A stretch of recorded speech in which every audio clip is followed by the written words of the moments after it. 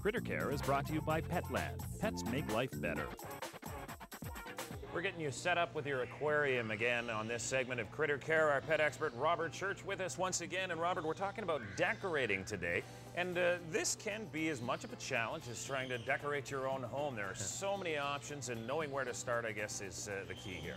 I'll tell you, decorating an aquarium is a real big part of the fun of having an aquarium in your home. And there's a lot of different things you can do, and you can always change it around. So let's start with some of the real basic things. Okay. When you're decorating an aquarium, the first thing that you want to have is a background for your aquarium. And what that does is first of all, it hides all of the wires and the things hanging down behind your aquarium. It also adds depth to the aquarium, and it reflects the light back in. So it's an important thing to have. It makes your tank look an awful lot nicer. The first thing we'll do once we've got our background on here, and it's cute little fishies. Another thing you can do to add depth to your aquarium, we've got a good gravel bed in here, which is very, very important, but we want to slope the gravel up towards the back of the tank. And that, again, that'll add depth to the aquarium, and it just gives it a little different look, a little more texture. Texture is very important with an aquarium, David. As are plants, and there are a number of ways you can go with plants, fake versus real. Tell me about the differences as far as caring for it, because that's a whole other issue in itself. We're going to use fake plants for this today, artificial plants, I guess, if you will. Artificial. But what do you suggest? Well, you know, one mistake some people make is they get a whole variety of different plants and they put them all in their tank, and it looks kind of like a mishmash, a hodgepodge. So typically, I always go with the rule of three. You can, if you have three of something, group them together and they'll look quite nice. So I've got three of my red Ludwigia plants here, and I'm gonna put them, I've got one towards the back, and it's surprising how you can just jam stuff in, and at the end, it looks really good. So I've got two taller plants, and they're gonna hide my heater here. And then I've got one that's a little bit shorter, and I'll put it towards the front, and that will provide a little bit of cover.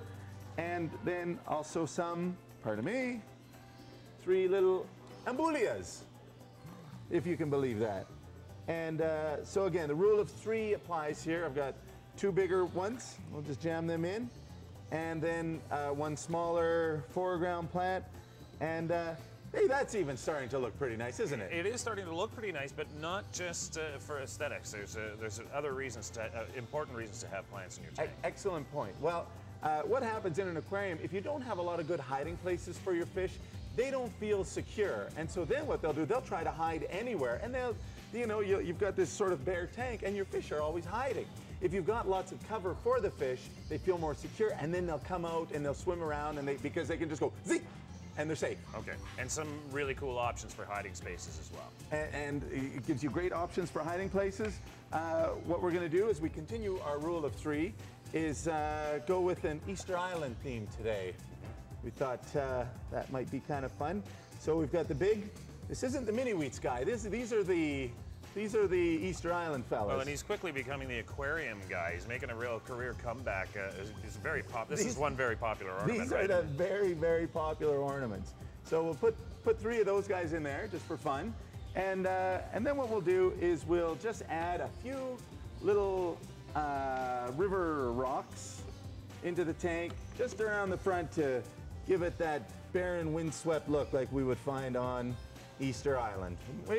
I've never been there, but I've seen pictures. We've talked on this segment about setting up your tank with a kit, buying a kit that's got everything with it. You can go the same route as far as decorating and replicating a habitat too, right? Absolutely. There's a lot of different options that you have with an aquarium. Let's pop the lid back on here. Lots of different options, and again, you mentioned artificial versus real plants. If you want to get real plants, make sure you've got a lid that's got a good fluorescent light on it, because that will certainly help grow the plants. And the other thing is, when you're decorating, you want to have your water level down a little bit so that when you put your arm in there, you're not overflowing the tank. So I'll just top that back up with some water, and voila. And this gets back to the message we always try to drive home: do your homework, give the fish the habitat they need to survive, they need to flourish, right? And the more you know about your fish, the better you can replicate their habitat, because there are Amazon River Basin, there's Central American fish, there's Australian fish, there's Indonesian fish. Yeah. So find out about their habitat. It's a real fun way to get more enjoyment out of the hobby. Robert, thanks very much. Thank you. For Robert Church, I'm Dave Will. See you next time on Critter Care.